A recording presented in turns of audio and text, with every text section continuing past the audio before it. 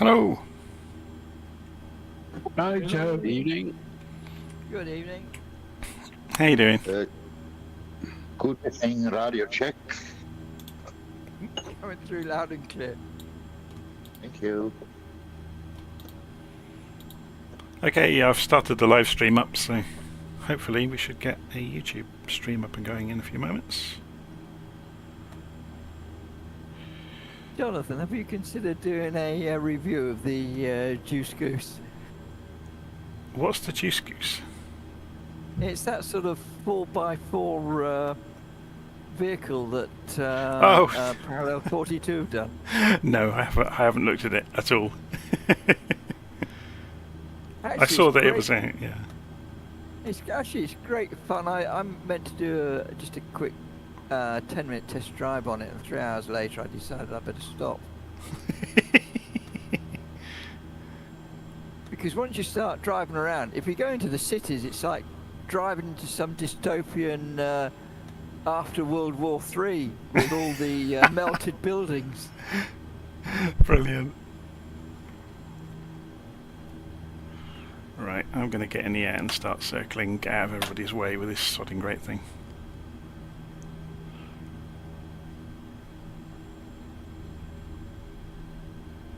That'll be the Airbus I'm seeing then. Oh, am I showing up that big? Oh my word. Watch in, Jonathan. The short 330.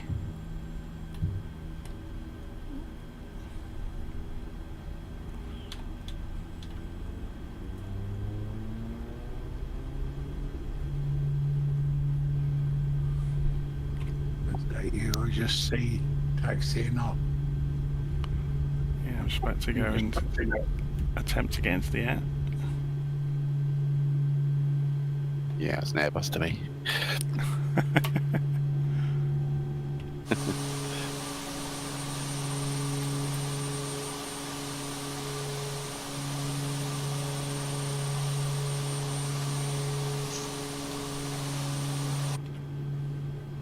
Something that I've found since the update is that when you go into the radio to add the course in the past you had to add the course in even if it was just to select from the sim, but now it's already there.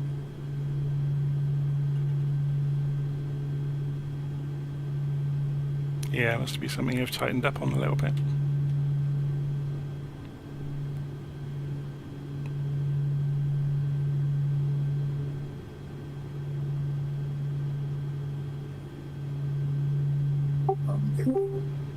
Make a coffee before we get going. Oh, everybody just disappeared. Perhaps it was something you said.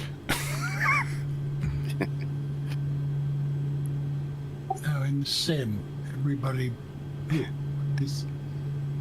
Oh, they're coming back. Next time say tea. Hey.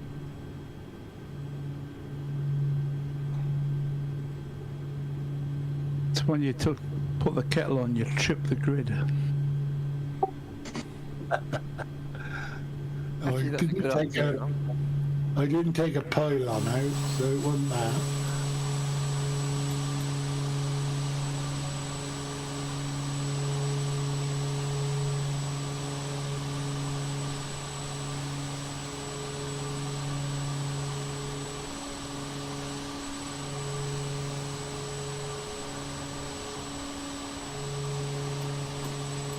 Has everyone just disappeared off the live stream?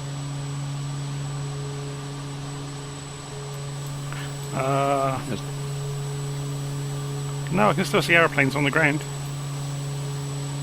I can see an awful lot of airplanes on the ground. Yeah. I'm just watching the YouTube live stream. I can't see any. Oh, they've just come back up again. I turned the labels on and off.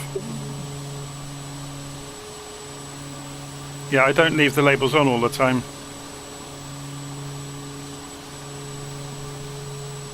Sometimes the job to see an airfield when there's too many labels.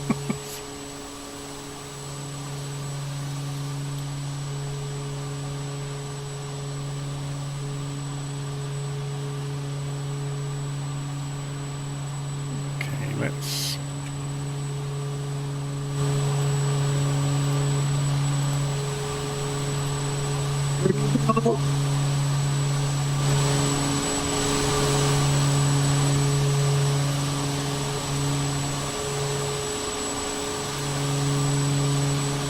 Radio check, please. Yeah, we can hear you. Loud and clear. Thanks a lot. I'm on a laptop tonight. I didn't know if the microphone was working okay. Thank you.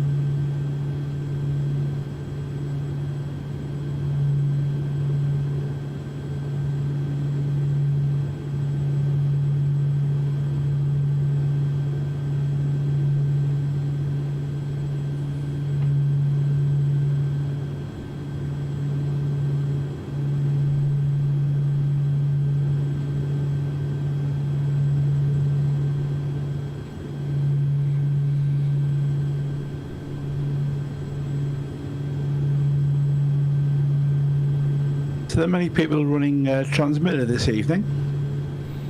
I am, yeah. Yeah, me too. Yep, I am. Yeah. It on for once as well. Me too. Good evening, mic check, please. Evening. Loud and clear, Manuel. Loud and clear. Bonsoir, 5.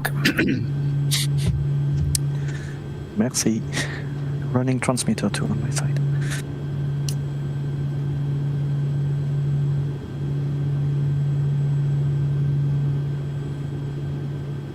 Good evening. Good evening. Evening. Good evening. Good evening. Hello. Hello. Hello. So somebody on the live stream is asking what transmitter does. I'll show them. It projects your position in Flight Simulator into a data file on the internet, which you can then hook up to LittleNavMap. So you can see the location of everybody that's running transmitter live on the map. And that's what it does.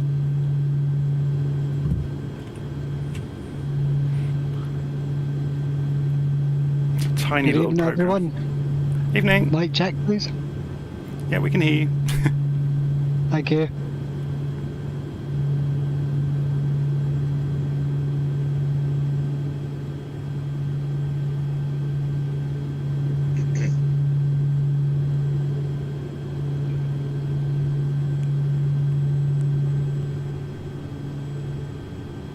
Evening, everyone. Evening. Good evening. Evening. All right. Good evening.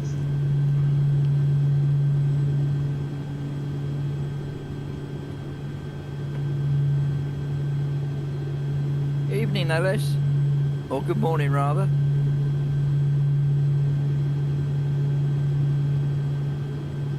I think he went for a coffee earlier. He's probably just trying to write down tomorrow's lottery numbers for everybody. I'm all ears.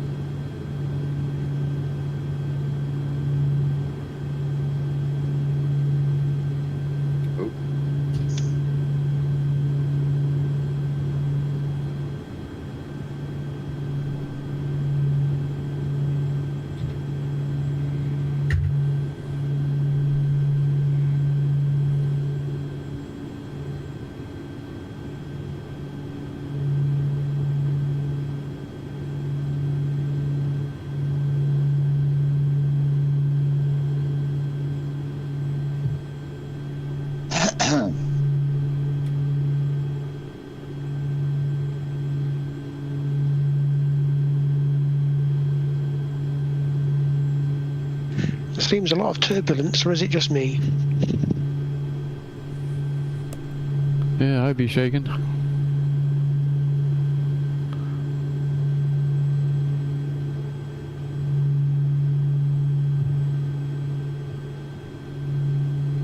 The wind seems to be fluctuating between 7 and 13, 15, something like that.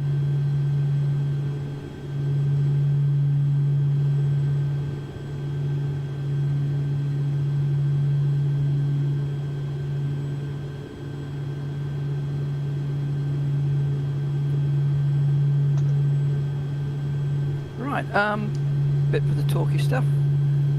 Good evening, everyone. Welcome to the Virtual Flight Sunday night flight, which we do the group flight every Monday and Sunday nights, or rather, that should be every Sunday and Monday night. Correct order. If you're on Discord, no bad language, please. No bad jokes, anything that's likely to offend other people.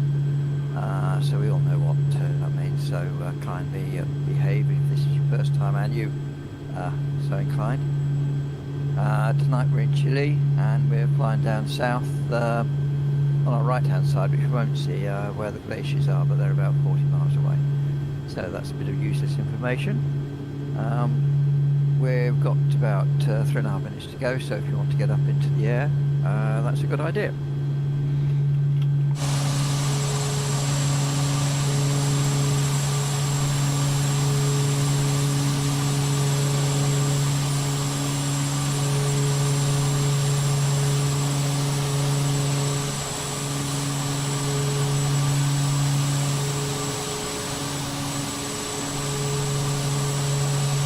Good morning, good evening, everybody. Voice check, please. Mic check.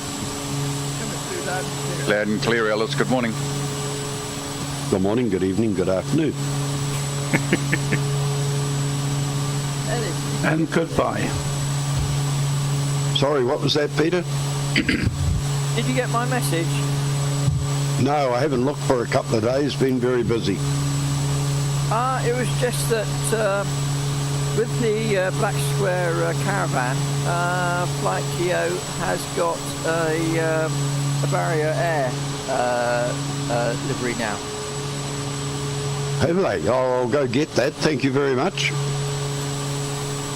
If you look on your messages, you'll find a link. Thank you for that, Peter.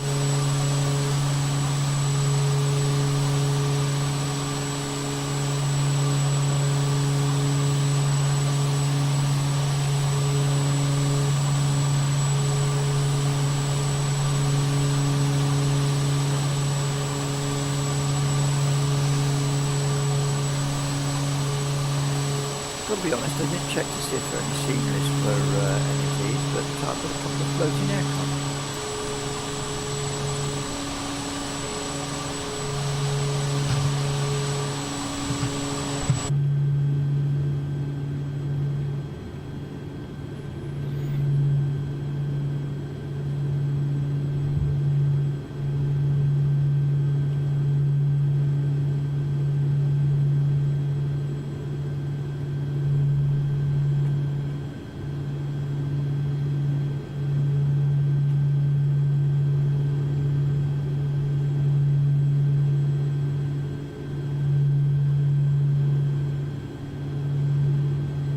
Just looking at LittleNavMap, my transmitter self is so far behind my real-time self, it's ridiculous.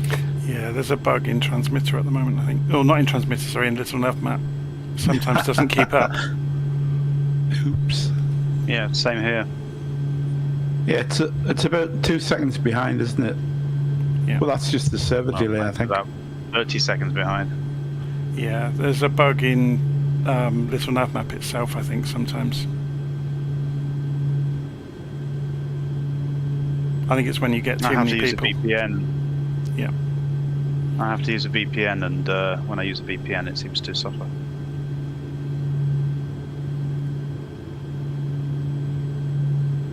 I'll just use the old-fashioned look out the window job. Yep. We're doing well tonight. We've got 32 on Discord. Oh my word.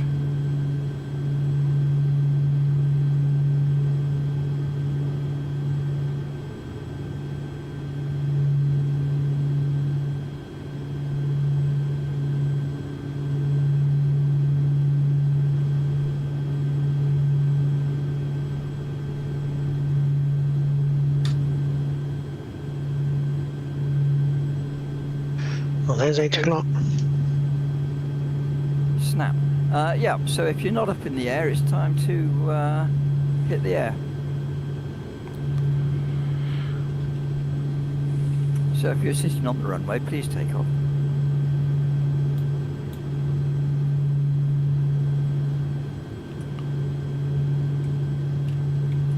So first heading 212 degrees, 14 miles down the bay to Leonis Airport. And you have the choice. You can either go direct up and over, or you can just go down the bay and you'll arrive at the airport in the end.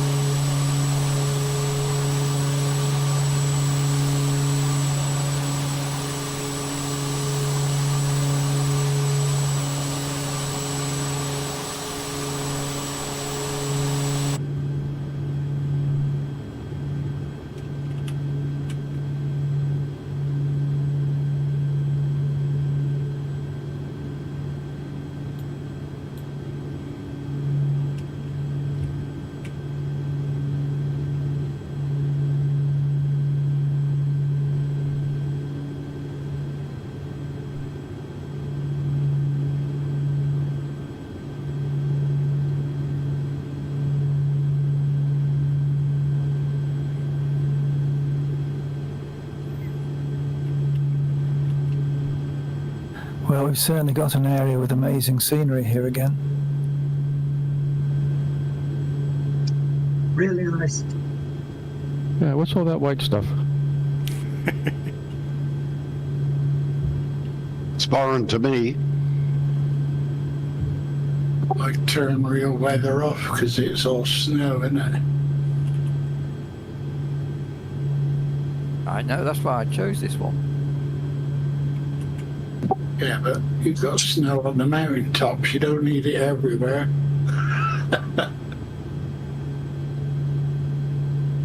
Just have a shot between the snow. Trouble is, when it's all snow, you can't see who's cut the grass or not.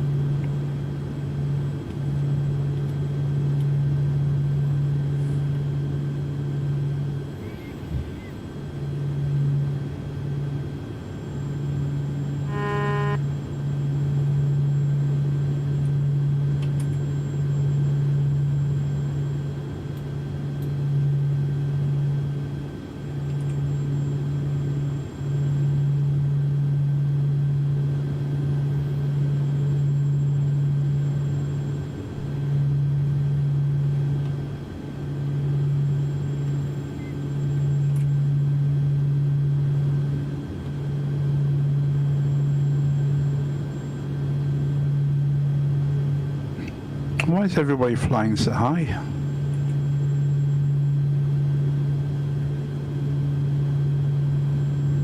I started high because LittleNavMap said you needed 4,000 feet, but then we can go round, so I'm going round. I've come down.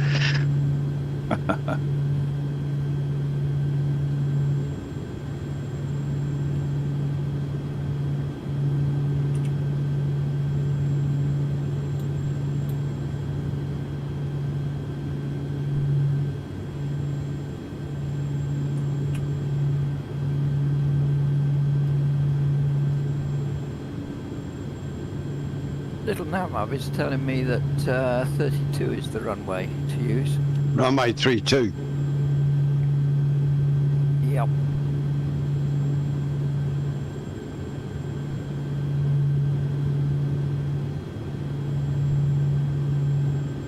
Yeah, looks like you have to skirt the hill, don't you?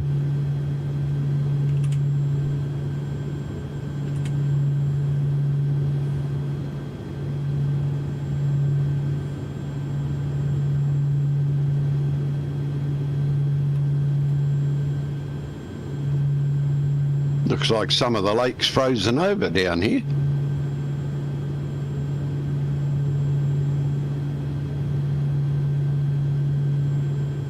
Yeah, it's a wonderful depiction of pack ice down the days. I wouldn't have thought it would have been this frozen up this time of the year. Maybe it is. Over to our right, well over. I mean, they've got glaciers up here.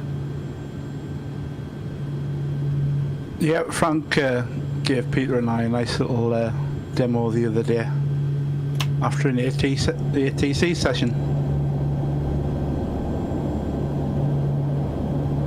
Yeah, I'd be surprised if it was this frozen over down here. Like somebody else said, the peaks might be snow capped still, but I doubt it. The lake and the water and stuff would be frozen.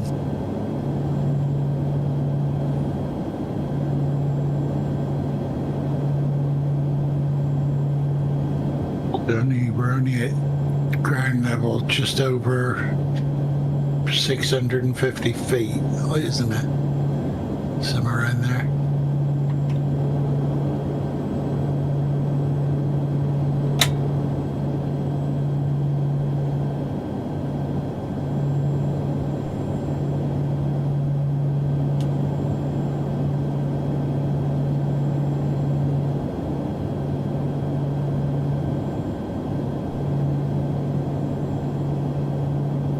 Hi everyone, if we're going to do 3-2, I suggest a right hand circuit to stay clear of the high ground.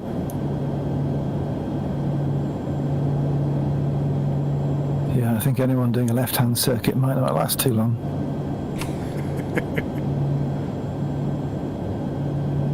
Except with helicopters, maybe.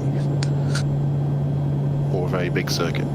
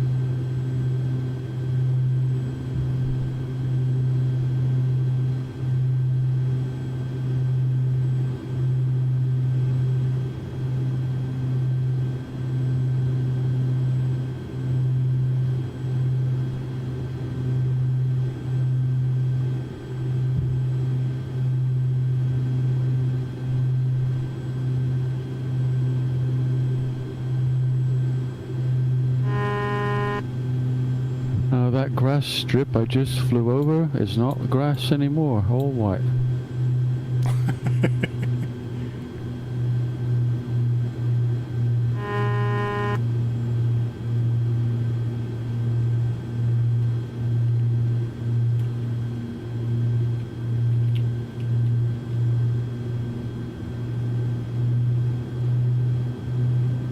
So, Jonathan, how did you otherwise occupy yourself for 10 hours the other day? Oh, I wasn't actually sat at the computer for most of it. I don't blame you there. Yeah, so anybody didn't know, I did a transatlantic flight to try out the A310, which has an enormous range that I didn't realise.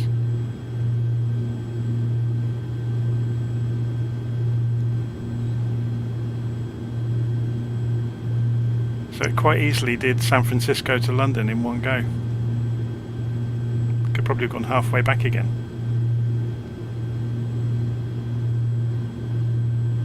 The in-sim one, the INI builds. Yeah. Yeah, it's lovely. There's a couple of bugs in it they still haven't fixed, which are quite annoying. If you sometimes you get the ATIS starts playing and you can't detune the radio to stop it.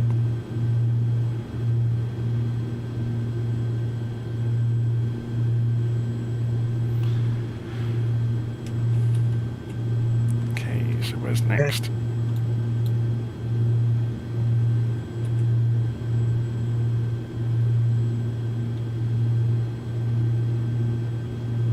Where are we? It's 165 degrees and we're going to a waypoint.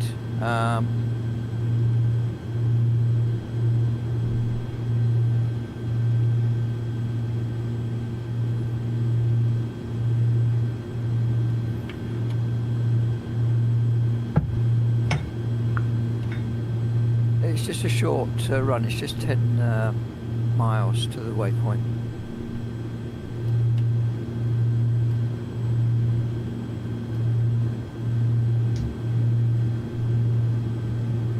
Have you walked around here, Frank?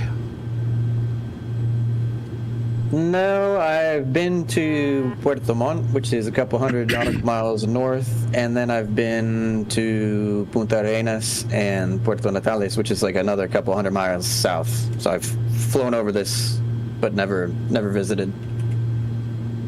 Yeah, okay. Put it on your to-do list then. Yeah, one of my students, one of my English students, he and his family rode along that Carretera Austral, which we're basically kind of following. I'm not exactly sure where it is to point it out to you, but it's like a 2-lane dirt road that runs for a couple hundred miles, and you go in like caravans. And I think he and his family spend a week or two traveling to the end of it. Yeah.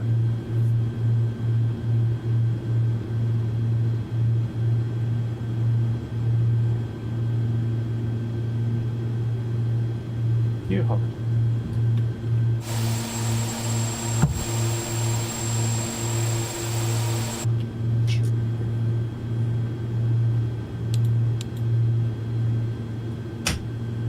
On this next one as well, you either can climb up and over everything, or you can go a little further south and follow the river that comes up from the valley.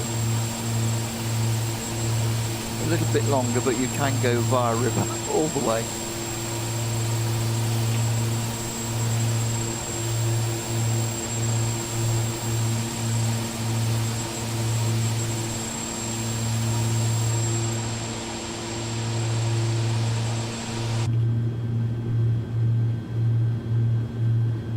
I found out how to put the airspace on the G3000 moving map, by the way.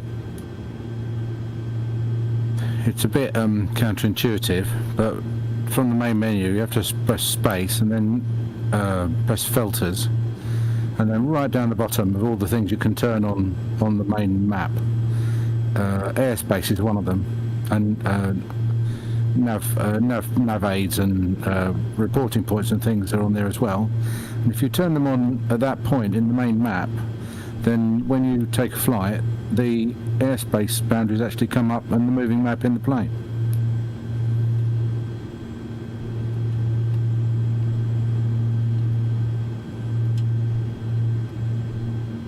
When you get to the waypoint, it's 144 degrees for nearly 20 miles.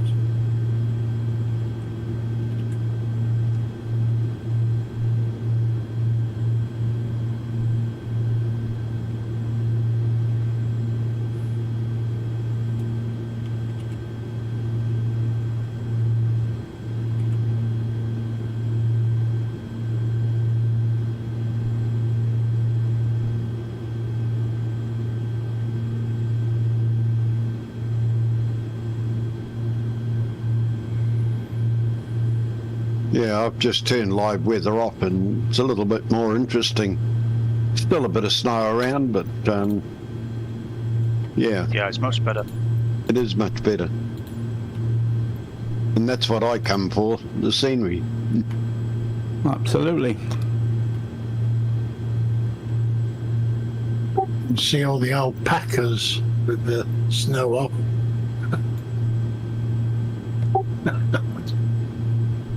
Oh yeah, there's trees, look.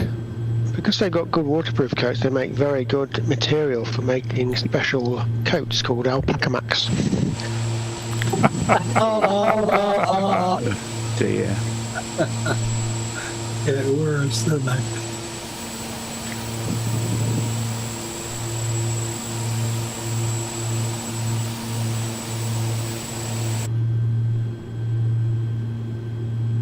Is your TCAS working, John?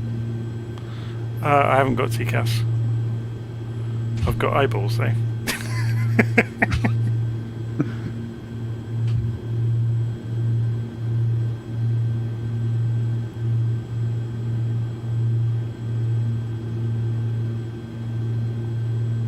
Yeah, if only this had airflow simulation from other aircraft, then I'd probably be upside down by now. Slightly. Well, not with my little aircraft, it wouldn't be. No, it's true.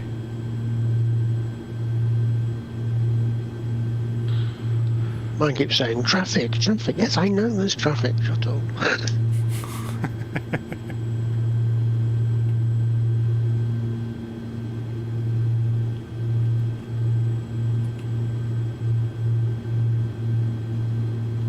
Has everyone done the latest upgrade? Yeah, I did it the other day. Yep. I think they fixed a few bugs as well, because when you're flying in VR, I couldn't see the aircraft labels. I could see it if I shifted back into 3D monitor. Labels were on, but in VR they were off, but now in VR they're on, so I think they may have realised that and fixed that.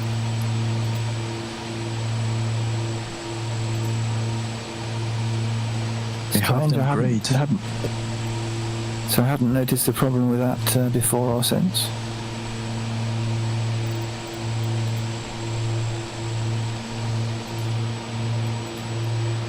I lost half my airplanes when I did the update.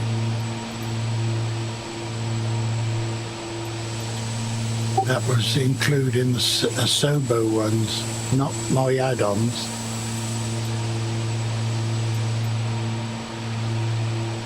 Some very strange things happen with Flight Simulator. Have you got them back now? I had to reinstall them all. A pain.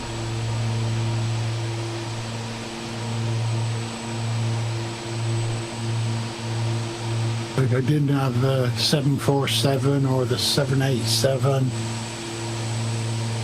Air traffic services, if you can hear me, you're going the wrong way. You need to turn around and then turn right.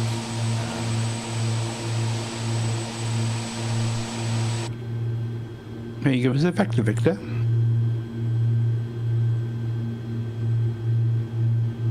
Oh, you should.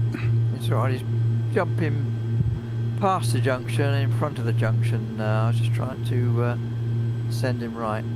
I don't think he can hear me actually, because I don't think he's on Discord. I think he is.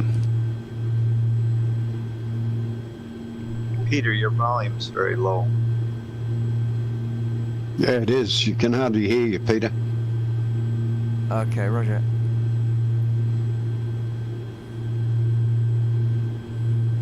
I'm How's currently that? at 22.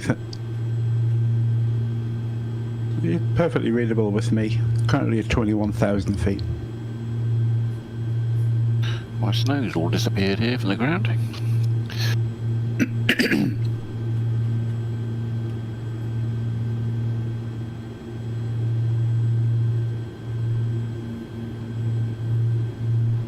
Yeah, I was just doing a little acceleration, Peter, up to 600 knots to do a vertical climb. Yes, I just realised you don't have to bother about. Have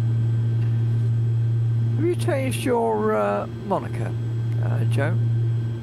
Oh, just while we're doing the ATC stuff. I suddenly realised who Air Traffic Services was.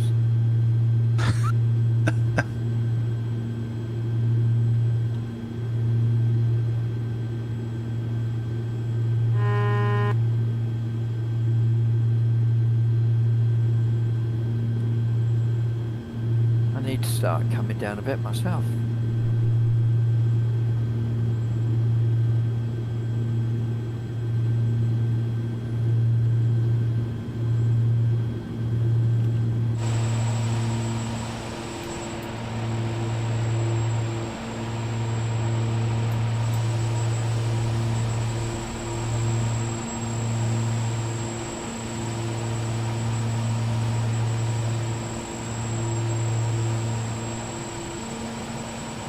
So what's the consensus on the approach here, considering I've turned off live weather?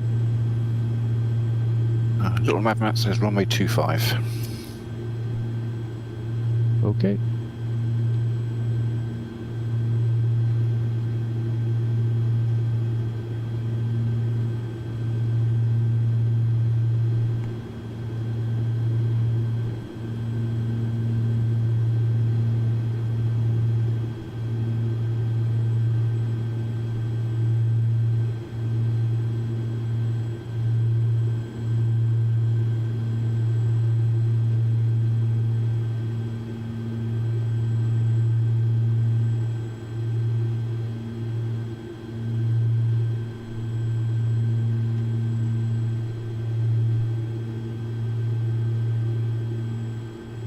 If you're following the river, that little road to the left, that would be the Carretera Austral.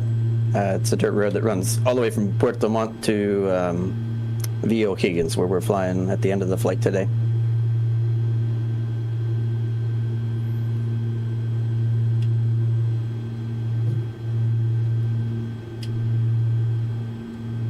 This is the road with which they brought all the fluorescent thing they put in the river. Because on my edge of the rivers, everything is like fluo green of the banks. Yeah, I'm seeing the same.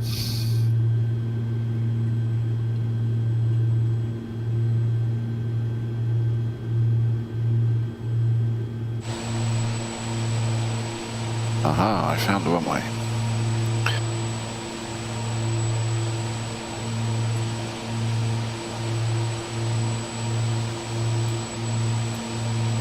Yeah, left-hand circuits here.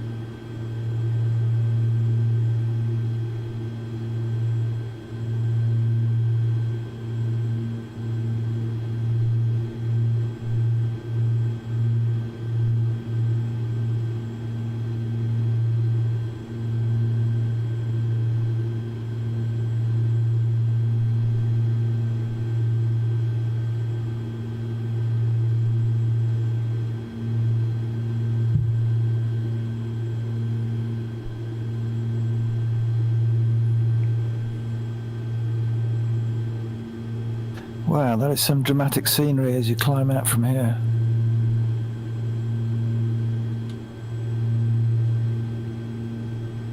It's not as dramatic as if you don't. When you've done your touch and go, you can go straight ahead from the runway until you hit the river, and then follow the river south.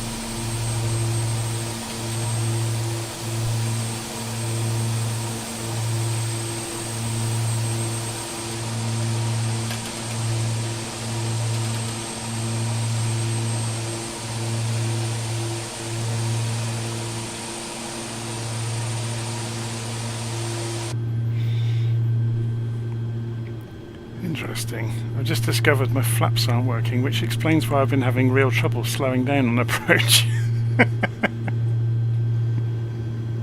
Yeah, that would do it. Well, I guess it's better than having the flaps down all the time.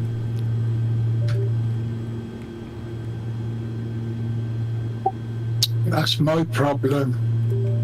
Remembering to put them up.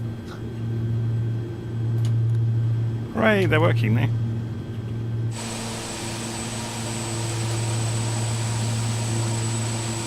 I would like it if Smokey the Bear would come along and get rid of some of these trees at the end of the runways. They're a bit of a pain.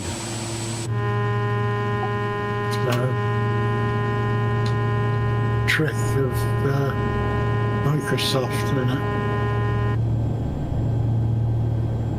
That's their signature.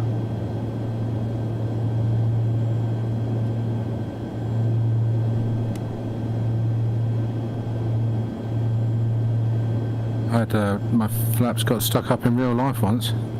It was it's a screw gear, so it's electrically activated, and it just rotates a big screw thread, which moves the flaps, and the motor packed up. So I just tried to put the flaps down, and nothing happened. But it still landed all right, but as you say, a bit faster than normal. There's not an emergency handle that you can use then? Sorry. Don't mean to laugh. Oh, there's very little redundancy built into my aircraft. Sorry, I was forgetting it was made in France. Sorry, Manuel.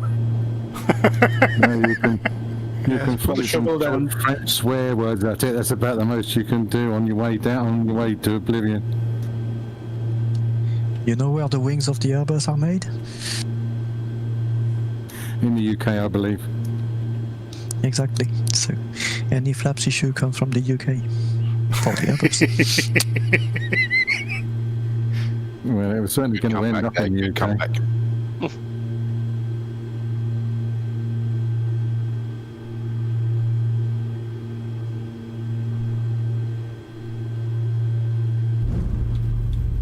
They used to be made at Bristol, didn't they? But they've closed the BAE airport there now.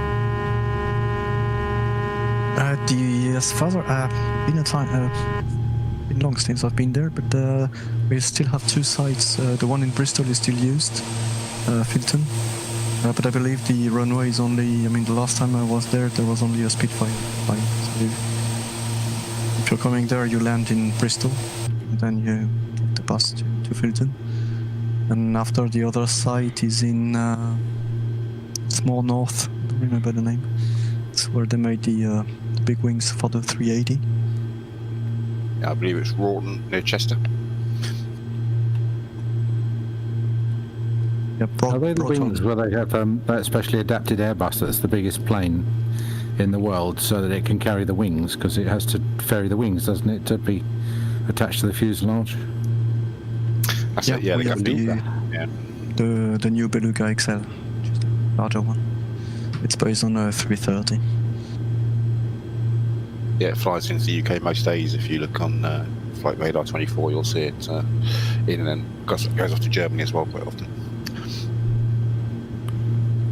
Yeah, they do a triangle usually from France and Toulouse, then north to Filton, then to Hamburg or Bremen, and then back on. Sometimes go to Spain. So they do this kind of rotation each day. Final assembly's in Hamburg, isn't it? And then they take it down to Toulouse to paint it. It depends on which aircraft.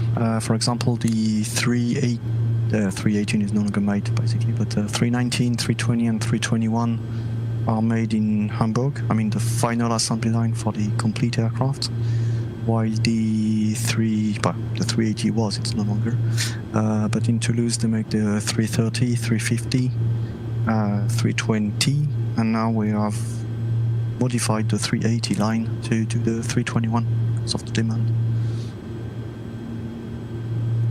And all the other sites are they are making sub-assemblies like the wings, like the fuselage sections and so on. So it's the same model as Boeing, basically. We just bring parts together either in Hamburg or in Toulouse. Did I read a story, was it last week, that Lufthansa is looking at bringing their 380s back online?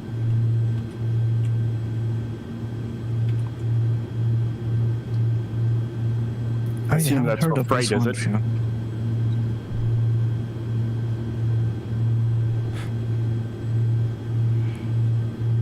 Is that due to more traffic, more demand for planes? More I guess people so. want to fly? As the economies are returning slowly to normal, then the big jets are needed again. Yeah, globally, I think in terms of traffic, I read that in the news somewhere. I mean, we are basically at the same level as before COVID. So there are still some adjustment to be made, but basically we're almost back to the level we were 2019. That river I'm just passing is froze. Yeah, I've got that on the starboard. I saw a fantastic photograph the other day where a 737 was lined up alongside a 777, and they were kind of illustrating with the angle of the camera that, yeah, the 777's engines are as big as the body of the 737, if not bigger. They are huge. They're really huge. I think they kind of took the photograph from across the airfield with a long lens, so it kind of foreshortened them and made them look like they're on top of each other. But yeah, it was stunning to see it. They have one in the Duxford Air Museum, don't they? One on display. What, a 777 engine? Yeah. Well, they certainly did a couple of years ago. Where's the coffee break, Peter? It's I think it's about 2 more to go. It's the fourth one from taking off.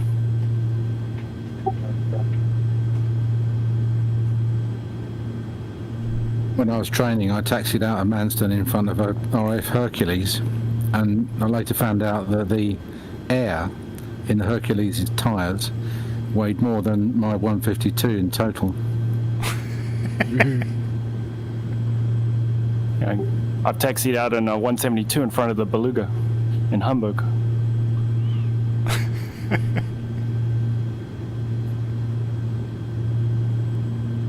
That really would be little and large.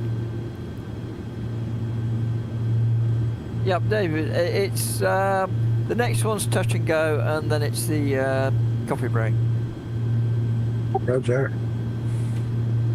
Good, I'm hanging out.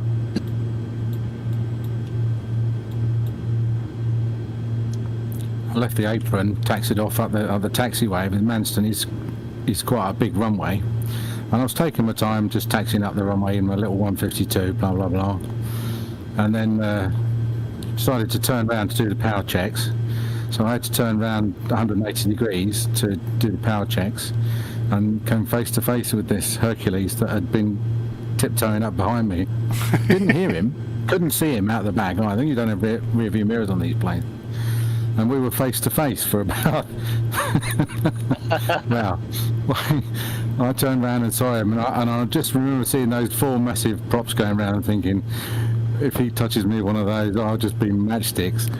And I quickly did my power checks and turned around and took off. I reckon it must have cost him £1,000 in fuel just to tootle out behind me in the 152. Oh dear. So yeah, so that was a bit of a shock. Be interesting to see what the comments were inside the hook. Oh, so they're probably grinning their heads off. Just waiting for that third round. There's nothing they can do, is there? I mean, they have to give me priority. I'm in front of them, so technically I've got priority. It's the same when I flew from Jersey. That was all commercial jets, and I was in a little 4-seater rally, and you know, I was in the line with them all, and they waited for me. I waited for them. We all went off in turn. No, shall we run them over?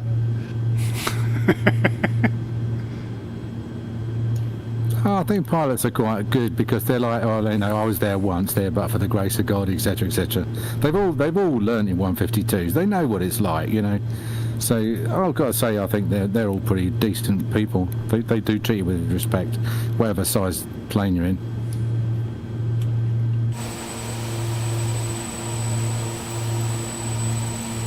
Yep, that's true. Copy of that photo in the Discord that you were referring to, Jonathan. Yeah. It's not always like that in the sim, is it? Oh, I have company. I have another short 330 with me.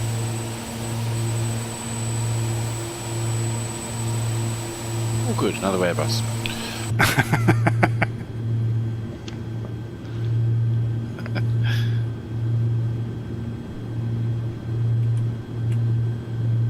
I watched that review of the was it the 360, the Into the Blue simulations. Yep. And he said it was a bit. Well, he had a review copy, so it was obviously a beta version. But he said all the switches were all double glitching, you know, both, so they appeared both ways and stuff like that. That got fixed immediately. Sorted out now. Yeah.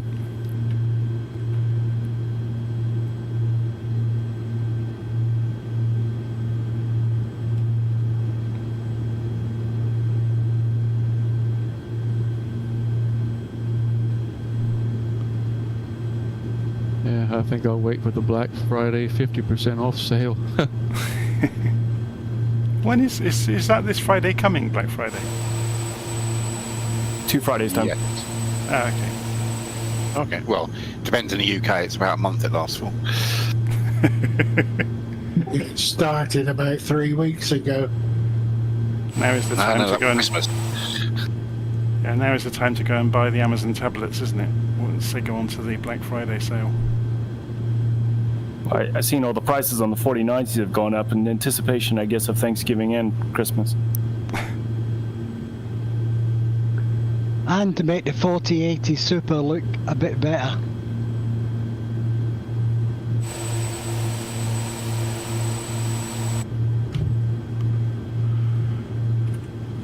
Yeah, and SCS are having a sale apparently.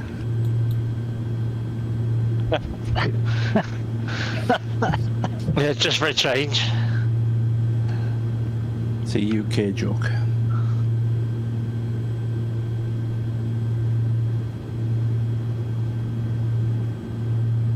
The flight attendants just put the coffee in, thanks, Alice. That's very kind of him. Yeah, her. You know, she, okay. she who must be obeyed.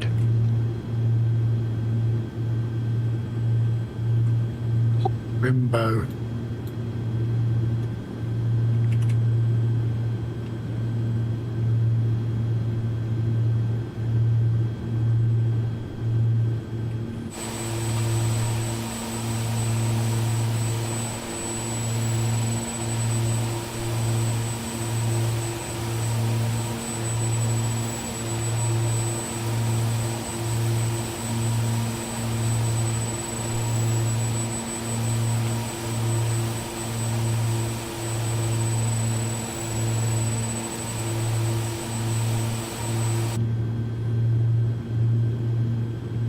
Next airfield showing runway 36 as preferred.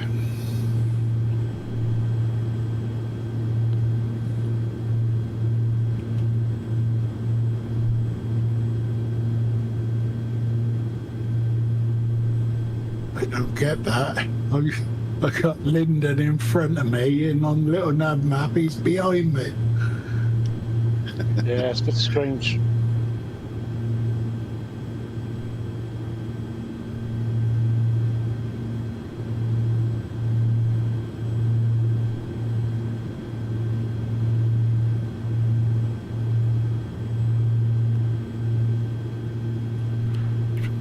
So this is Lego Vargas then, is the coffee break.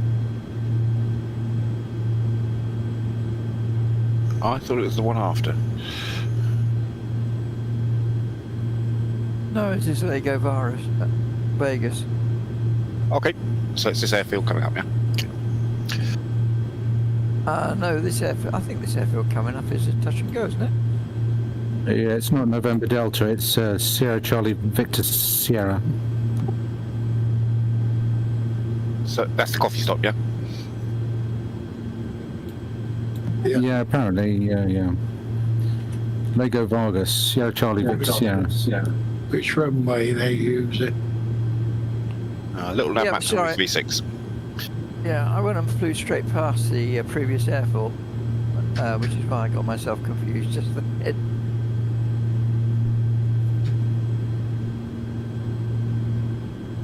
Okay, full stop here.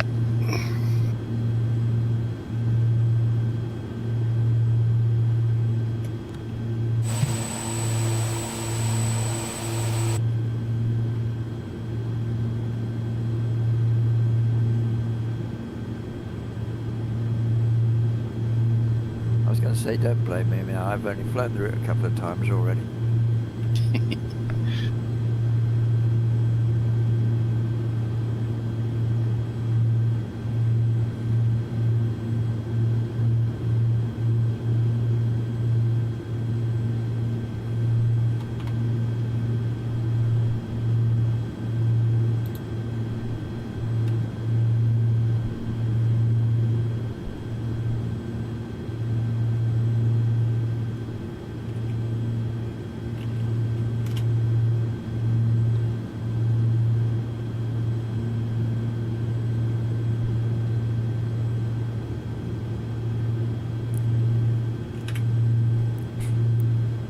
Did everybody agree on 3.6 for landing? That's fine. Yeah.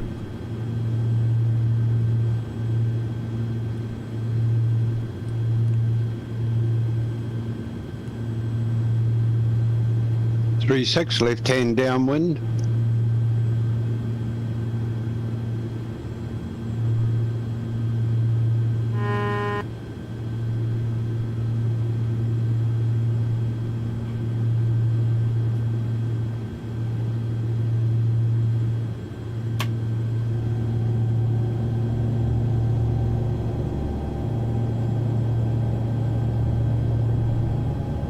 someone just went off into the trees. Yeah, it's me playing my little nav map. That was me trying to land as well.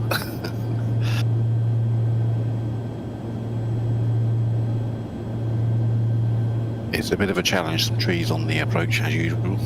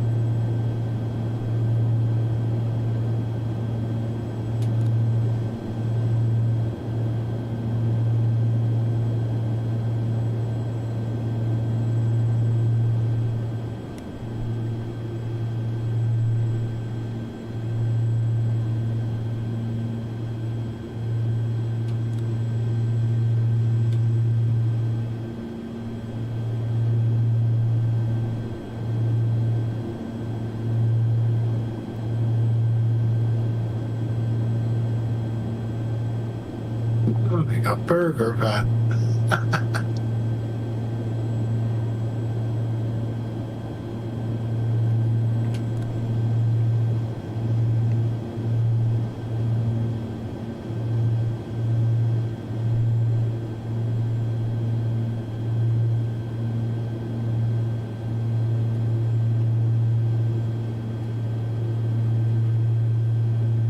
Synchronized shorts. I don't want to know what you're wearing.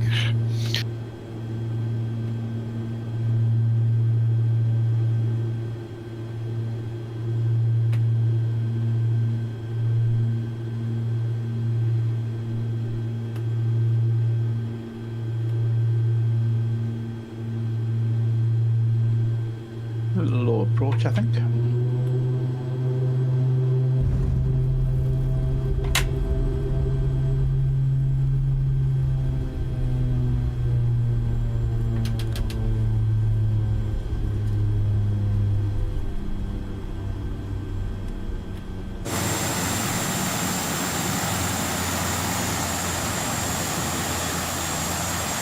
Oh, much rain, suddenly got all snowy on me here.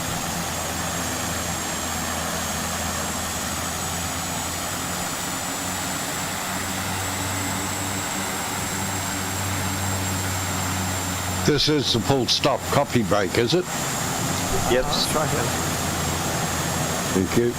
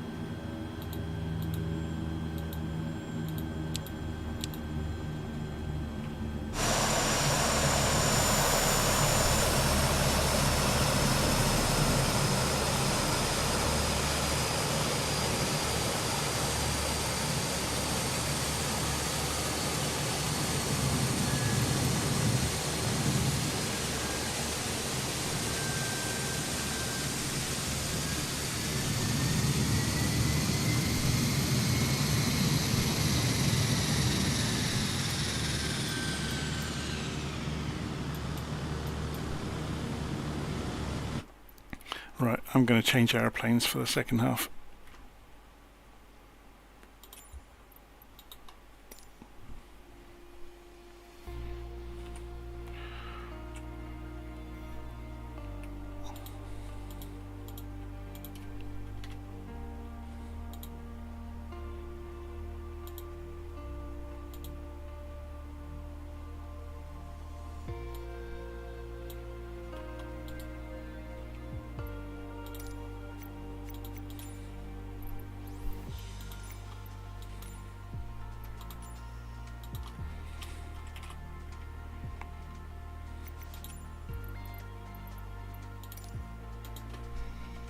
Yeah, me too.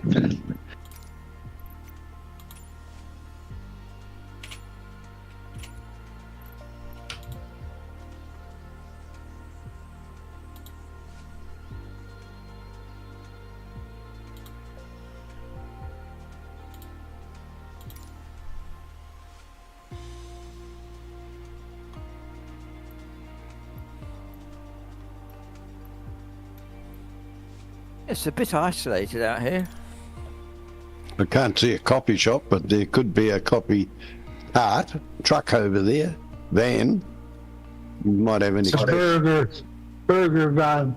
He's got an espresso machine in the back. Well, every decent burger van has to have one nowadays.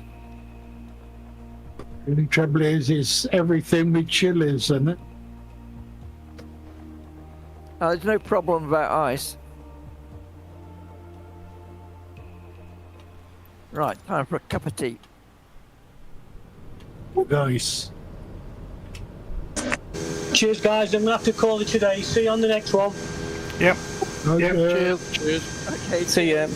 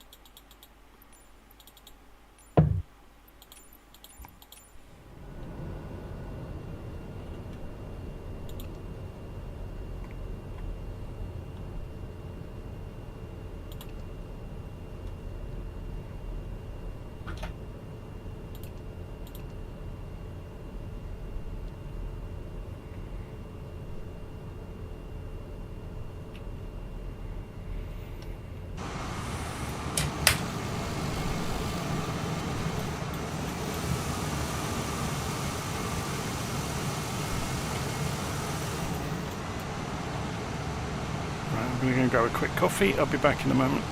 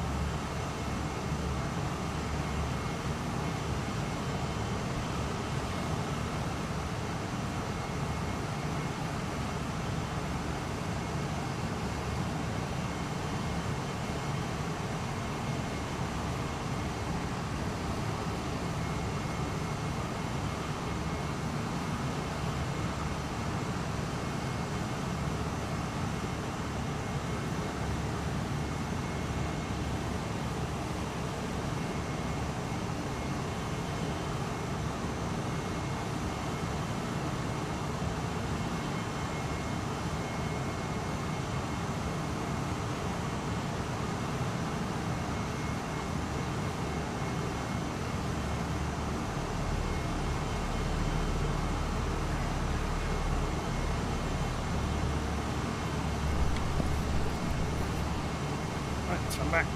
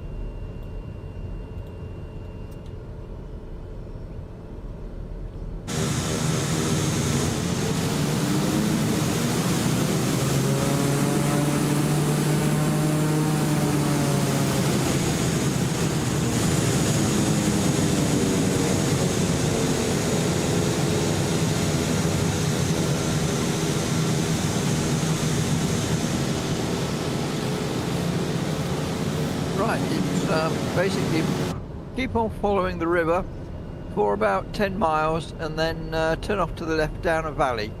I think it's quite a narrow valley, and that brings you to the fjord where you turn left or go eastish, which will take you to Rio Bravo Airport.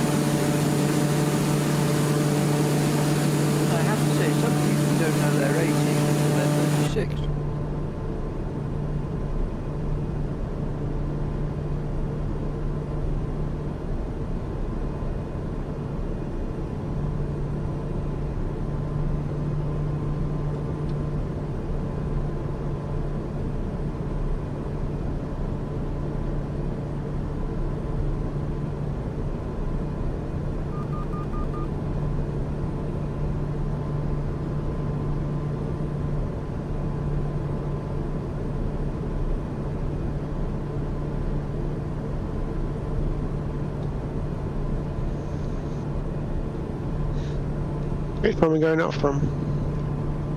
I didn't hear.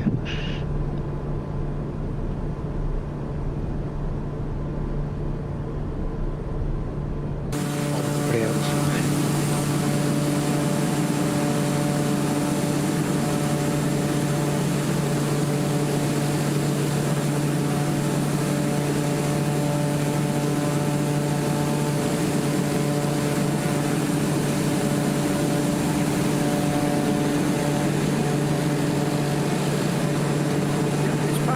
Keep going south, and after about 10 miles there's a valley, narrowish valley opposite left, follow that down to the fjord, left again, and that takes you to the Bravo Airport. Sound like a policeman giving directions then. Nice to fly with friends, it means you get a fjord escort. Oh dear.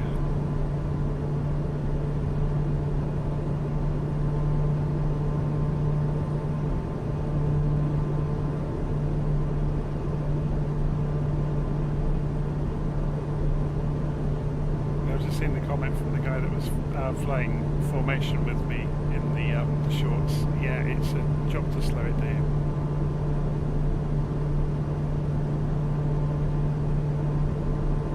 I guess it has quite a lot of momentum. It's such a bulky thing, you would think it would actually slow down quite well. What are the flaps like, Jonathan? Oh, it's only got tiny, slim little wings on it. It's a strange thing. It's like a shed with quite sleek wings and quite a sleek nose. So I wonder if they'll bring out the short one they did, you know, the little tiny one. I don't know. Because there's the predecessor as well, isn't there? The Skyvan. They built, you know, years and years ago. Yep, that's the one I'm thinking of. That really does look like a shed with wings. It does. Is that not its nickname, the Flying Shed? Wouldn't be surprised. No, I think it is called a Flying Shed. Right. And they said it had trouble with ground effect as well, that it floats, that the one that's just been released floats on the ground quite a bit.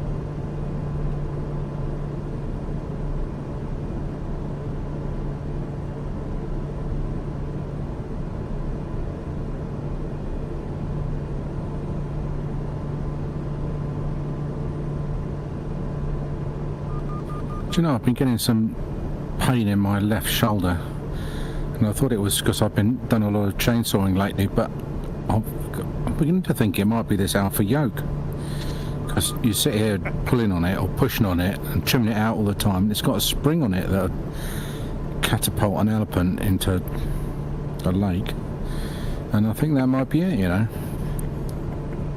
I'm going to have that picture in my head now.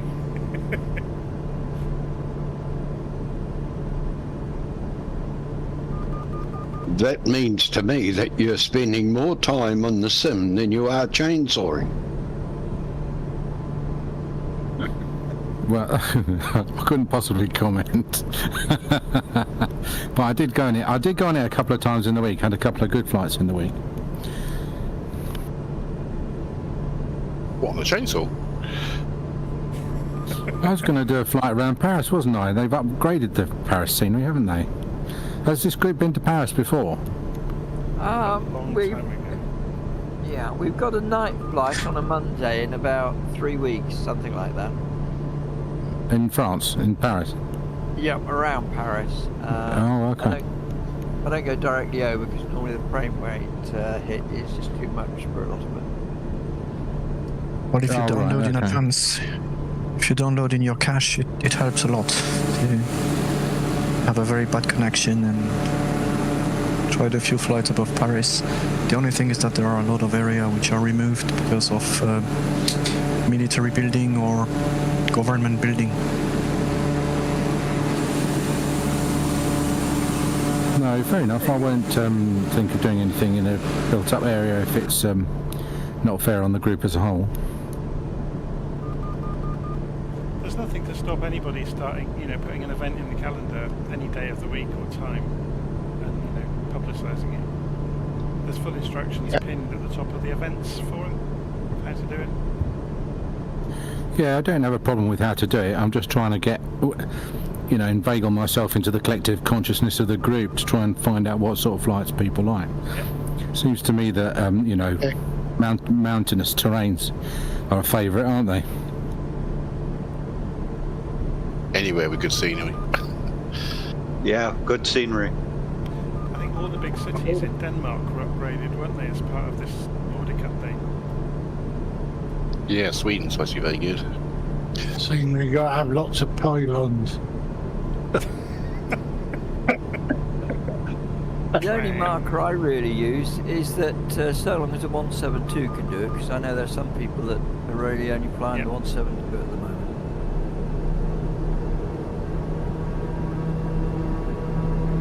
Yeah, because I wish I'd got one, because there's a gap tomorrow, isn't there? There isn't a flight tomorrow, is there?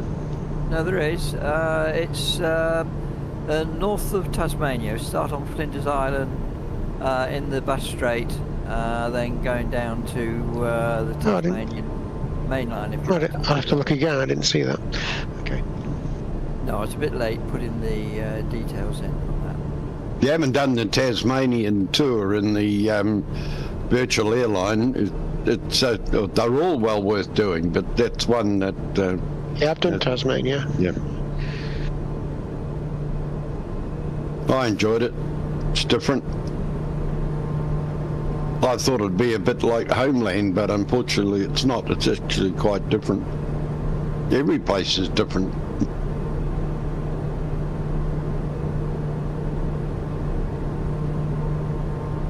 I did one of my legs through Japan and it was in a storm, so I'll stick at it because I had an ILS landing, so I thought I'll go for it, and it did clear up just as I got towards the runway. It worked out well.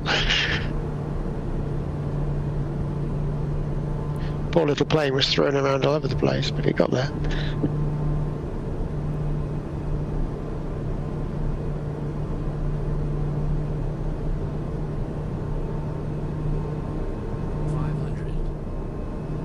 It is amazing when you luck into, kind of perfect weather on approach. You've got some billowy clouds and a bit of sunset. And sometimes, you just luck into the weather, don't you? Yeah, I mean, live weather here tonight is very good. If you want a difficult airport, or I'll call it a grass strip, as difficult as Lukla, probably worse, it's called Johnson's Farm. Oscar Victor Juliet Foxtrot. You can get the scenery from Flight Sim Doc 2. Where is it?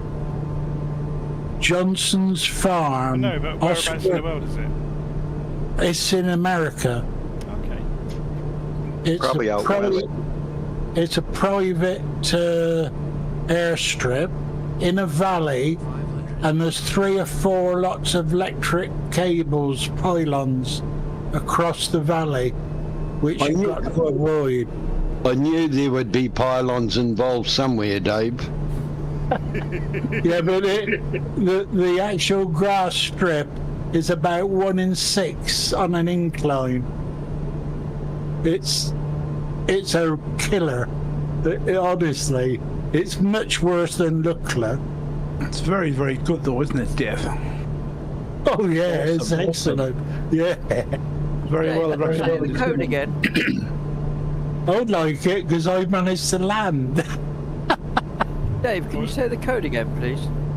Oscar, Victor, Juliet, Foxtrot. It's called Johnson's Farm. Joe will confirm what I'm saying about it. It's a killer. It's great. Didn't I see... Have you done the... So go on. Go ahead. Oh, all I was going to say, I looked in on MSFS add-ons the other day. Isn't there some scenery out from, is it Orbex or somebody have made a series of lesser known little rural airfields? They might have done, but this one is Flight Sim Doc 2. You know, the scenery. Right. Okay. Dave, have you gone into that hill strip in northern Italy? Is it Lockton or Locker? Yeah, that's another one, isn't it? That's another one. Because you've got 3 sets of cables on that one. That's on Flight Sim TO as well. Yeah.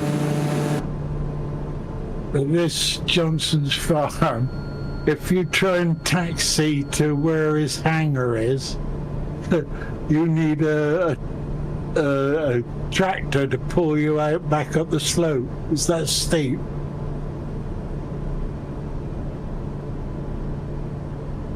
So it's got to be a caravan or a Kodiak to go in there then? Yeah, you need a stall, yeah. I'm showing runway 28 for this next one. No, I did, I think I landed with a... I can't remember if I did use the longitude or not. Oh, not flying TBMs? I was, I'm not now. I think you're right, Joe. I think we were all in TBMs, weren't they? Yeah. That's right, because some were in 950s and a few of us in 850s.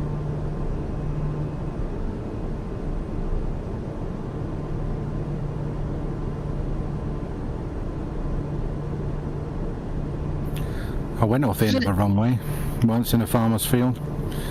I went to visit my brother-in-law and we rang the local landowner, who's Lord somebody or other, and he said we could fly into his strip. And that had a 10-degree downslope, but we didn't get a briefing. He just said, yeah, you're welcome to fly in. He didn't say, oh, by the way, it's got a 10-degree downslope. And it wasn't really on the maps. So, and I just bought my rally, and it hadn't, I don't think it had been serviced. I think it might have had an annual. Anyway, the brakes were knackered. Nobody had, I hadn't had the brake pads replaced at the time. And so I landed downhill and knew I wasn't going to stop. And fortunately at the end there was just a field of wheat. So I went barreling straight into this field of wheat, doing about 40 knots. Still going downhill. And I thought, there's no way that I want to stop, because if I stop in this wheat field, I'm never ever going to start taxiing again, I'm just... So I decided to gun it, so I put the throttle right up and stamped on the brake and the rudder, left rudder, and did a massive great U-turn in the wheat field, and came back out the way I'd gone in, and I tried to use the same hole, so it wasn't so obvious, that I'd gone off. and taxied back onto the runway. And what had happened was the propeller had minced all this spring wheat up, and the whole plane was green. It was a white plane, but when it came out of the field, it was literally light green in colour, and it had all this shit and pardon my French, had all this chopped up wet wheat all over the leading edges of the wings and everything. You know, it obviously like wasn't flyable. And there was a couple of guys there who were flying model aircraft off the strip, and one of them came up to me and said, he said, "Did you go off the end of the runway there?" And I said, yeah, I might have done, you know, just a bit. Anyway, we looked at the wheat field, and you could not see that I'd been into it, because you know, like wheat's like, if you look at it from the side, it looks normal, doesn't it? But when we took off, I took off and went over the top of it, and I flattened about half an acre of his wheat because the propeller had chopped it all up, and the jet wash, you know, from me powering out again had flattened it all. So I often wondered whether, when they came to harvest it, whether they noticed that there was a massive great circle in the middle of it, like a crop circle out in the middle of nowhere, where I'd done a big U-turn in it. I expect they put it down to UFOs.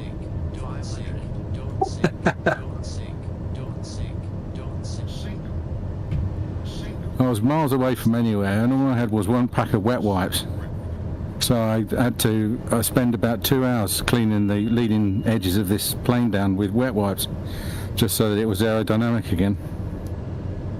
I thought you were going to say your nerves had given up on you. That's why you needed the wet wipes.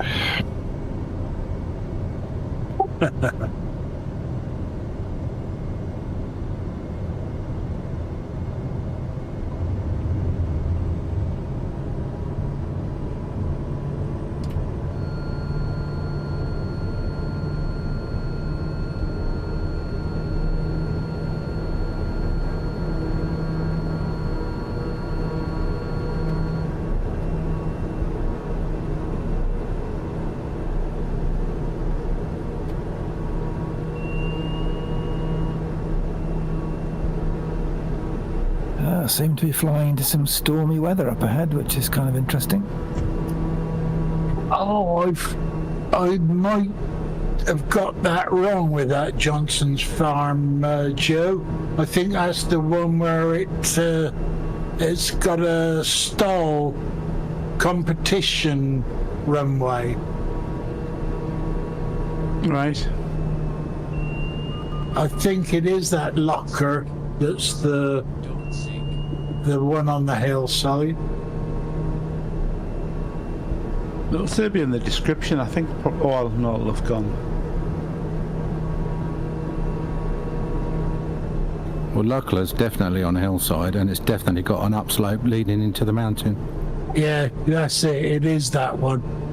Leading into the cafe, I think.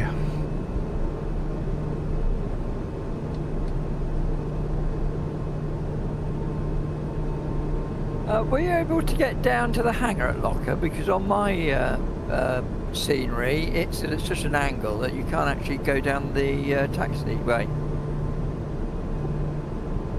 Yeah, well, I had it in FSX, but yeah, it is really steep down into where the hangar is, you mean? Yeah, except that it's at an angle, so you fall off it if you try to go down it.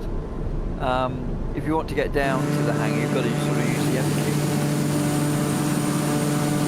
The Y key, sorry, not the M key, the Y key. Yeah, that definitely is the Locker Sorrentino airfield, and there's a landing guide for it. That's the one on the hillside. Definite. That Johnson one that I gave is you've got a runway that's got lines across it, so you can measure your landing distance in STOL airplanes. Because we did it for the best part of an hour, and I tried to use a tail dragger, and I kept braking too hard and tipping the thing upside down.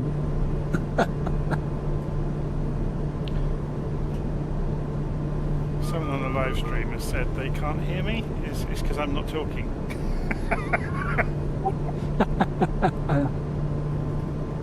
That must be the novelty factor.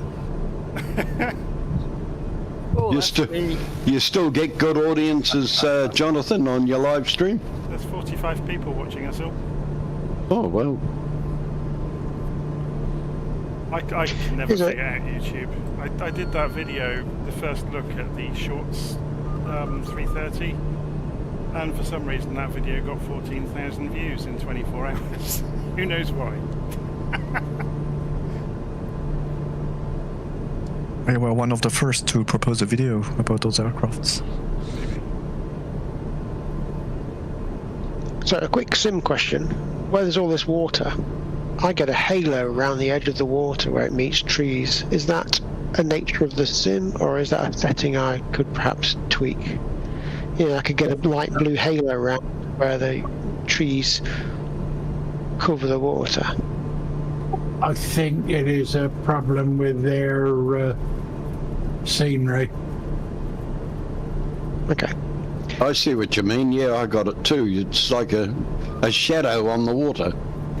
Yeah, like a light edge sometimes. Not there all the time, just mainly in the distance. Yeah, I see what you're saying. I haven't got it. I've got dark, some sort of dark effect underneath the trees, which is what I'd expect. And sometimes if you're flying along clear water, you'll get where the beach extends underneath the water, it does tend to look a bit blue on the edges, very light blue. Oh no, yeah, I can see that, but it's like where, so if you have high tree.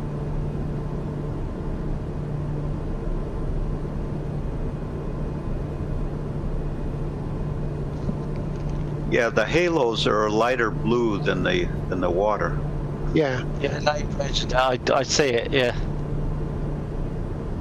Well, okay, at least it's not my settings then.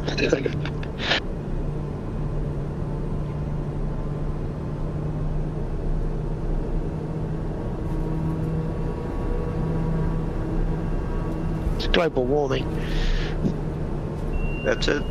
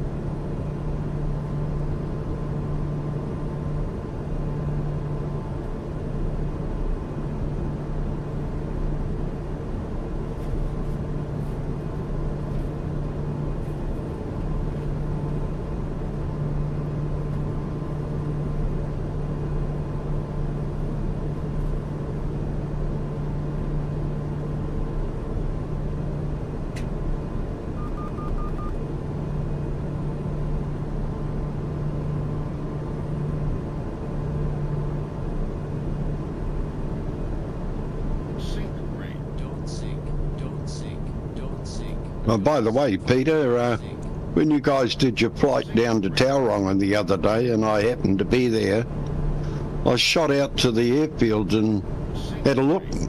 Didn't see anybody. What happened? Oh, I'm innocent. I didn't actually manage to do the flight. Yes, I did. I was Sorry, in the stealth plane. It was a beautiful day, and I said to my mate, let's go out the airstrip, the boys are coming in.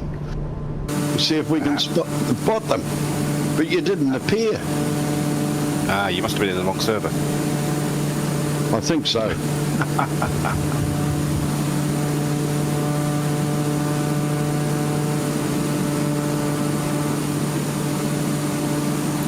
Has the group ever done a trip up the Suez Canal to the Great Pyramid? I've done one, not with this group, but with the Friday night Microsoft one. It's definitely worth a go.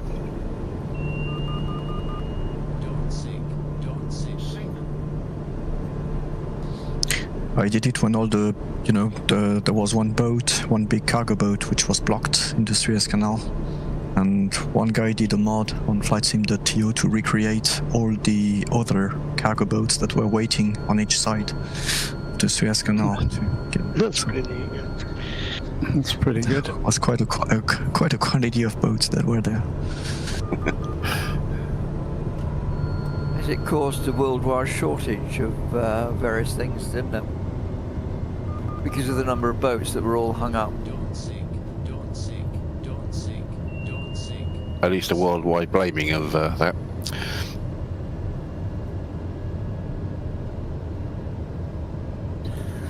That was the Evergrande, wasn't it? I think they're sorting that all out legally now, money-wise.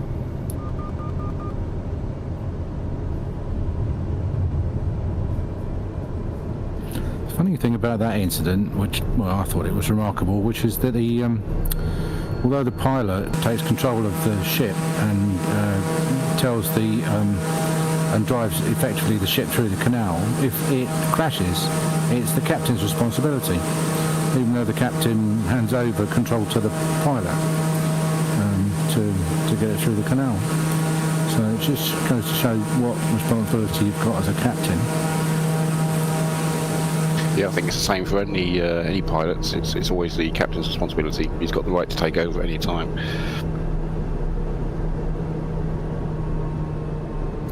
Years ago, I did a work project at a famous marine insurance organisation in London, who will remain nameless.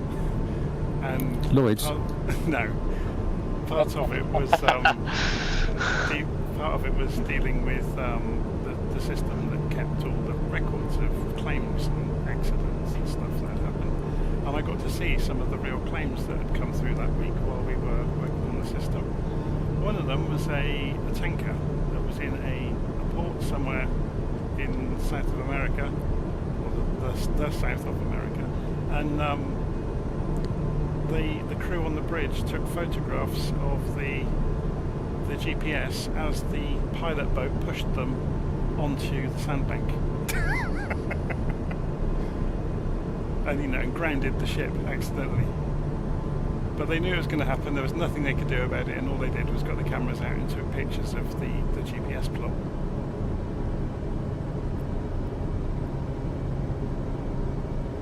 I think the most common thing we had on the entire system was with cargo ships that were filled up with something while they still had something else in the hold.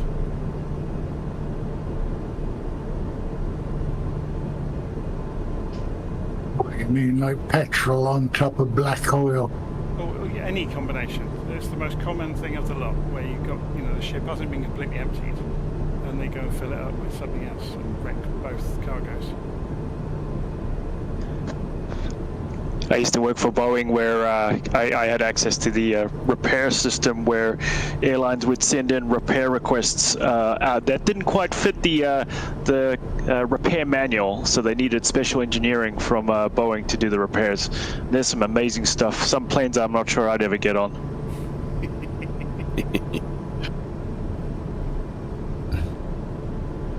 if you get friendly with the Lloyd's underwriter, you can get a tour of the Lloyd's building, the new one.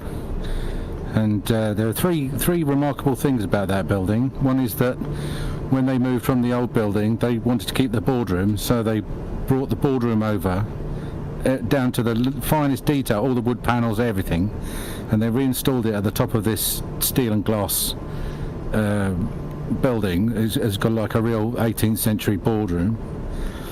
And the other one is that every ship that they lose, they write in a book, and they'll show you the book, and it's got literally, they showed me, like, for example, HMS Victory was sunk, Nelson's flagship, and they insured that, and that was entered in the book, so that was quite interesting. And the other thing I noticed was that the book itself was immaculate in terms of the copper plate writing until about 1970, and then they gave it to somebody with a tempo pen who then put all the ships in, because nobody could do copper plate, I suppose, by that point. And then and so the handwriting was appalling, and then just the last couple of years they decided that they were going to do it properly again, so they got someone in who could do copper plate, and so all the entries were started looking really nice again. I can vouch for all that. I was actually a Lloyd's underwriter. It wasn't your handwriting, was it? It certainly wasn't. It's one of they call them waiters, these chaps in red coats who used to call out the names of the brokers and the underwriters for messages before mobile phones became a thing. They used to do the writing in the book. Oh, that brings back some memories on about the layers and layers of staff. That company I was talking about, when I first started there, they were doing a huge reorganisation of they call it lean management and all that kind of stuff. They're reducing headcount and trying to get more out of everybody. Anyway, we got this new director in who was making all these changes and laying people off. The first thing he did on day one was remove the post room. This was post 2000, so probably about 2005, 2004.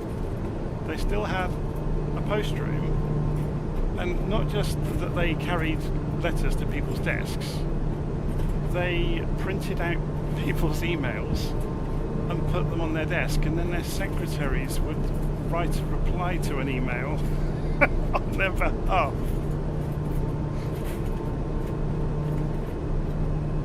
But yeah, that entire file was made redundant.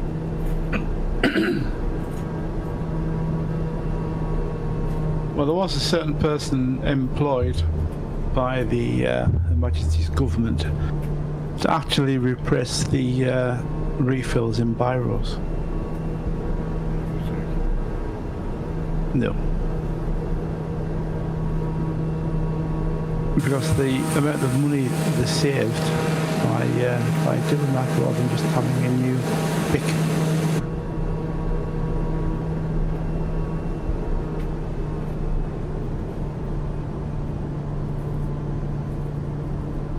Texturing of these hills is amazing, isn't it? It's great. The rock formation. Yeah, my live view is have just some very nice glacier if you go a bit south.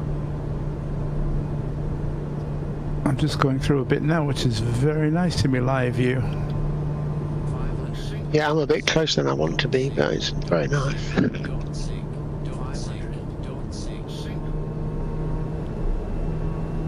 Oh, I'm nearly 30 feet away from it. Really? Yeah, about that.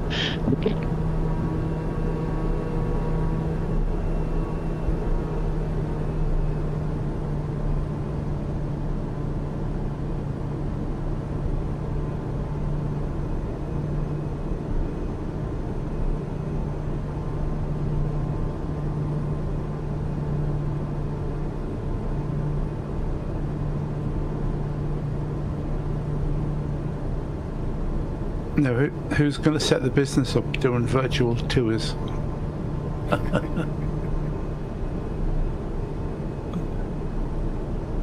Well, you may laugh, but I think one of the big applications for VR is for elderly people who may be quite infirm and can't travel anymore, being able to go and experience places around the world again. Isn't that what we're doing? Well, yeah, but I mean, you know, in a much more realistic. Although this is pretty good.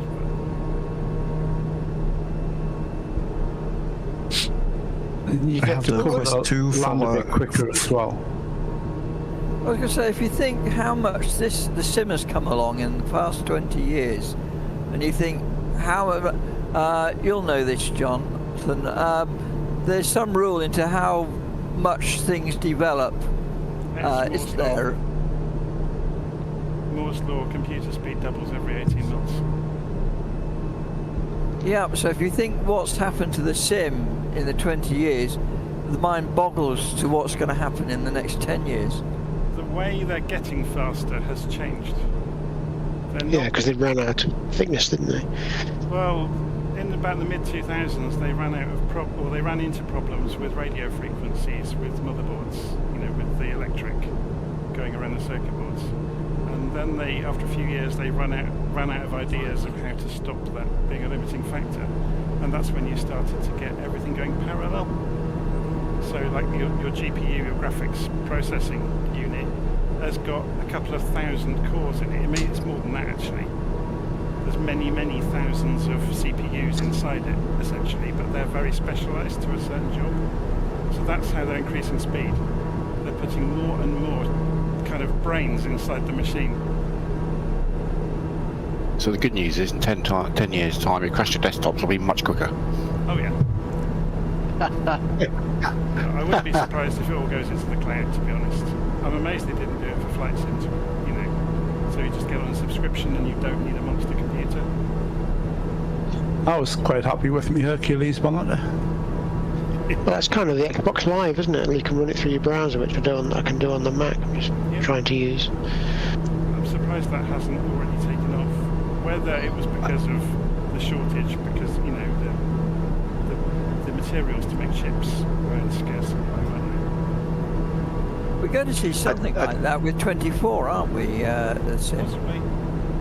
Yeah, that's what I was going to say. That 2024, there's going to be a much more dependence on downloading parts of the sim as you're playing it. Well, but if you had a Steam account, I think there is it with NVIDIA that they have 4090s on the cloud? You can go and fly, I think it's for free for an hour before they shut you off, or you can pay a monthly subscription. The only problem is it's just a base product, right? It doesn't keep track of any add-ons on there, but you know, it's pretty good to try out. The only limitation is your connection. Did you say that was NVIDIA? Because on the talk they did, one of the reasons they said for 24 was that they realised that with the updates they keep doing, that people would have to be able to load up terabytes of scenery. You know, with the updates. So they had to go into the cloud. Well, I think it's with NVIDIA GeForce now. Don't we download the scenery in real time anyway? Don't they use Azure to download all this to us every time we fly? It's a mixture. We've got the basic layer, haven't we? It's just the top layer on that comes through the cloud. Has anybody else noticed there's been no tiling tonight at all? Busy working on it. Right under our feet, aren't we? Literally.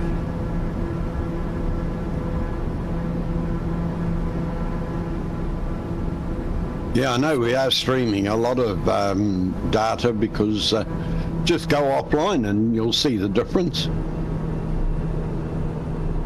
It goes way back to sort of like 2005 when you go offline. Goes back to FS6 days, doesn't it?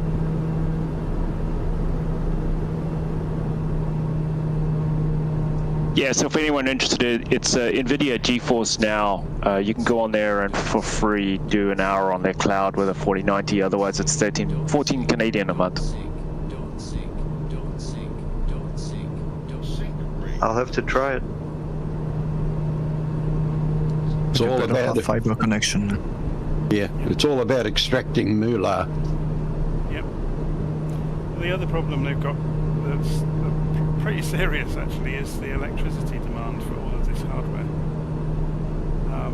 There's laws have started to be passed in California and various other places where these huge server farms have existed because they're running out of power on the grid to supply the server farms. Yeah, there's Dell computers, gaming computers that you cannot buy in California. They draw too much power. It's all those electric cars taking it all up. But I think if you're able to keep your add-ons in the cloud, I think it's a real option, right? At $14 a month, it's cheaper than buying the hardware. Now you can just pay your $14, and they'll keep upgrading it for you. And as we've seen, a decent GPU or a gaming PC, 2 years down the road, it's going to have been surpassed. So you're better off, yeah, like you say, just renting a subscription to something. LittleNavMap says runway 16 for our final airport. I think that's what I'm aiming towards. I'm going on to 34.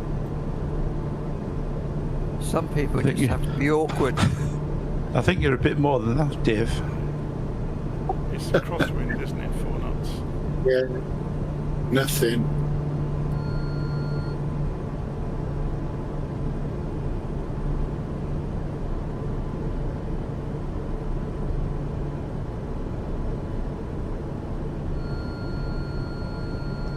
Aside from the hardware, there is still a lot of optimization that can be done through software. Yep. I mean, typically in VR, I'm having the Quest 2 and I've just been using that week. There has been an update of the virtual desktop application. So basically you're connecting your headset through your Wi-Fi to your computer. There is no longer any cable. And they have, so one of the guru of VR has made a few tweaks on it. And so I've not changed my hardware at all. Previously I was going through cable, and it made me switch from 30-ish FPS to 45. There is no stutter at all, nothing. It's just a software change. So if you got this 50% factor, globally there is still some room to optimize a few things before changing the hardware.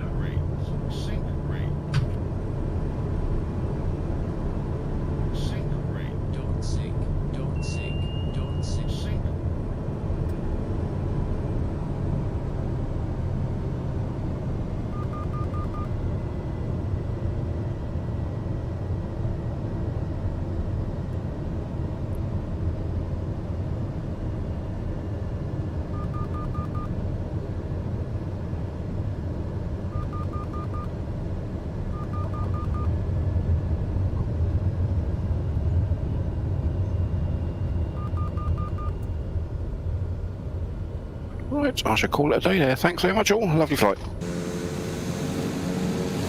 Cheers, good night. Right, cheerio. See ya. Thanks. Have a good one.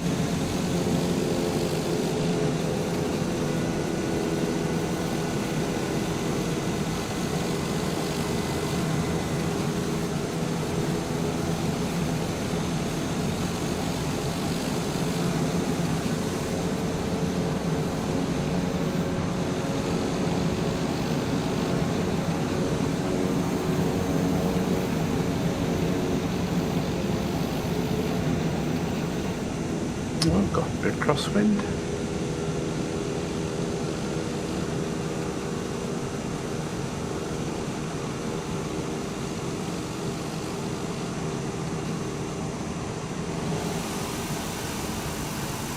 So this little town that we're landing at, Villa O'Higgins, just for reference, is the furthest south that you can drive in Chile without crossing the border into Argentina.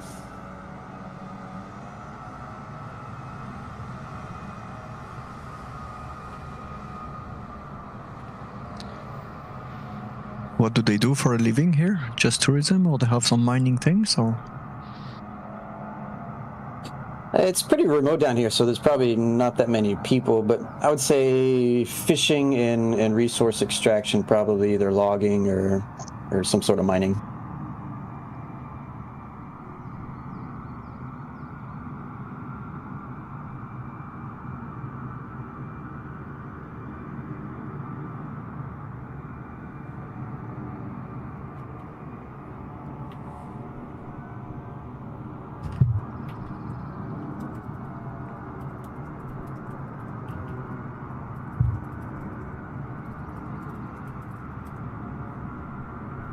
Thank you, Peter. And thank you, Frank. Yes, Thanks everybody so. for visiting little old Chile. It's a nice place to fly. It's great always nice plan. to have somebody with local knowledge, Frank.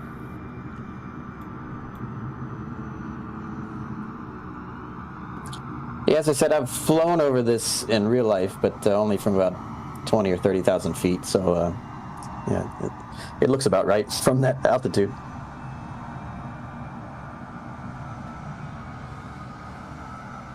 This was amazing. Thanks a lot, Peter, and good night, everyone. Have a good day. We'll see you tomorrow, maybe. Yes, good night. Yeah, Good night. Yeah, See ya. thanks, Peter. Thank you, Peter. Great flight. Oh, it's okay.